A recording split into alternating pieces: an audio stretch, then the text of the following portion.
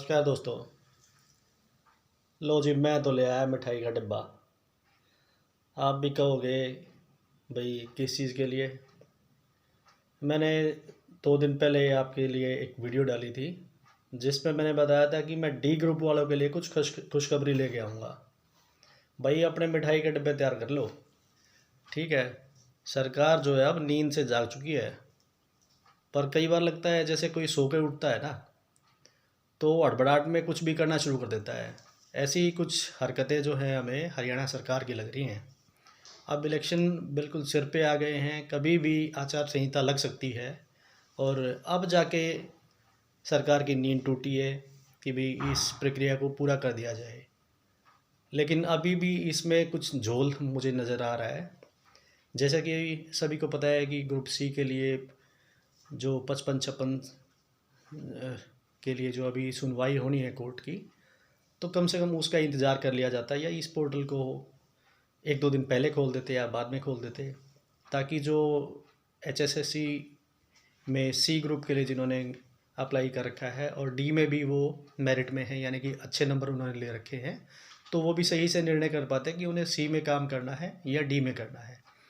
अब प्रश्न ये उठता है कि अगर वो डी में अप्लाई कर देते हैं और कल को उनका सिलेक्शन जो है वो सी में भी हो जाता है, तो ये थोड़ी सी मुश्किल हो जाएगी डी ग्रुप वालों के लिए। और अगर उनका सिलेक्शन पहले हो जाता है और हरियाणा पुलिस का भी रिज़ल्ट आ जाता है, तो कहीं ना कहीं थोड़ा सा ये कट ऑफ और नीचे आने की उम्मीद है।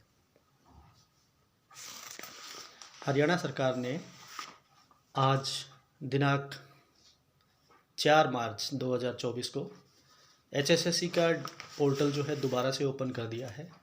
पिछली बार ये करेक्शन पोर्टल था, इस बार इसमें आपसे प्रेफरेंस मांगी गई है।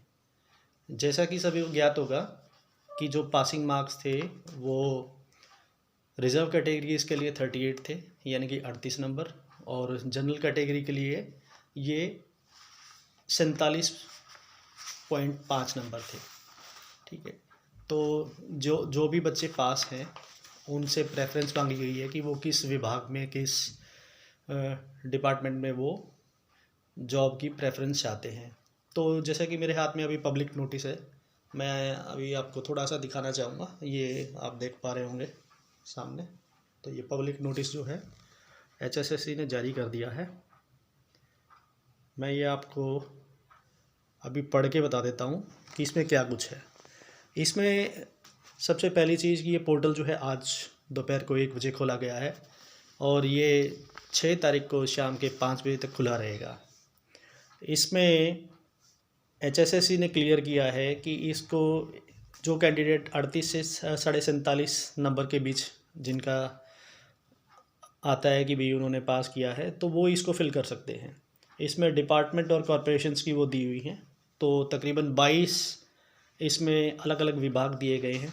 विभाग के अनुसार कितनी पोस्ट हैं, क्या पोस्ट हैं, उसके बारे में इसमें कोई भी जानकारी नहीं दी गई है। ये सिर्फ डिपार्टमेंट के बारे में आपसे पूछा जा रहा है। तो जैसा कि जब आप पोर्टल खोलेंगे, मैं अभी दिखाऊंगा अभी आपको कि कैसे पोर्टल खोल के जो आपने पहले यूज़र नेम और पासवर्ड बनाया था उसके माध्यम से आप अपने पोर्टल में लॉगिन कर सकते हैं। तो वहाँ पे भी आपको, जैसे कि मैंने अभी ये पेज आपको दिखाया है जिसमें ये 22 डिपार्टमेंट हैं, उनके आगे प्रेफरेंस के लिए ऑप्शन दिया गया है। तो जैसे ही उसमें आप टिक करता जाएंगे तो आपकी वो प्रेफरेंस मानी जाएगी।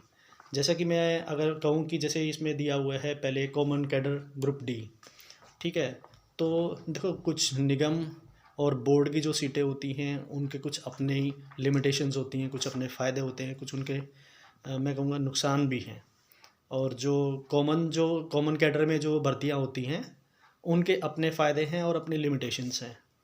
जैसे 2018 में जो ग्रुप डी की भर्ती हुई थी और जिन्होंने निगम और बोर्ड में ज्वाइन किया था, उनमें से कुछ एक के तो प्रमोशन भी हो चुके हैं। और जहाँ कॉमन कैडर के थे तो वहाँ पे अभी तक ऐसा कुछ नहीं हुआ है।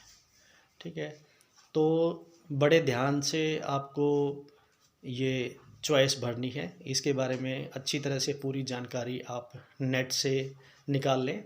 और मैं कहना चाहूँगा कि जो जैसे ये हरियाणा भिवानी बोर्ड जो है, हरियाणा एजुकेशन बोर्ड जो है वो भिवानी में है। तो जो आसपास भिवानी के आसपास के हैं और चाहते हैं कि उनका कहीं पे ट्रांसफ़र की उनकी ज़रूरत नहीं है और अपना पूरी उम्र वहाँ पे कर सकते हैं, तो वो बोर्ड में ज्वाइन कर सकते हैं। नहीं तो ज़्यादातर बोर्ड के ऑफ़िस जो हैं वो पंचकुला में ही स्थित हैं, पंचकुला और चंडीगढ़ में हैं। तो जो उनके लिए जिनको लगता है कि ये नियर बाय उनके है, आसपास के रहने वाले हैं, तो उनको प्रेफ़रेंस जो है वो बोर्ड को देनी चाहिए मेरे हिसाब से।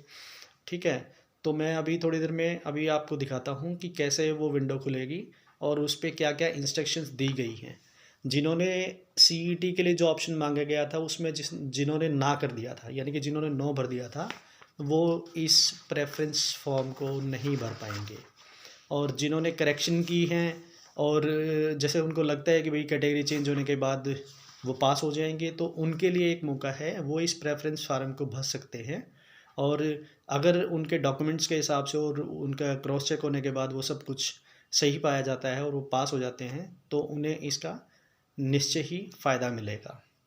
तो इसके लिए अधिक जानकारी के लिए आप मेरी यूट्यूब वीडियोस देखते रहें, मेरे चैनल को लाइक करें, शेयर करें और ज़्यादा से ज़्यादा सब्सक्राइब करें। और मैं कहना चाहूँगा कि अगर आप कमेंट करेंगे तो मुझे अपने चैनल में और कुछ तब्दीली करने की अगर ज़रूरत है या उसको इम्प्रूव करने की ज़रूरत है, या आपको लगता है कि मैं किस टाइप का कंटेंट आपके लिए लेके आऊँ, तो उसमें मुझे काफ़ी हद तक मदद मिलेगी। तो मैं उम्मीद करता हूँ कि आप मेरे साथ जुड़े रहेंगे।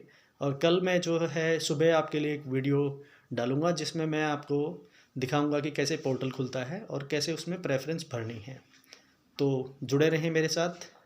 Good bye and best of luck.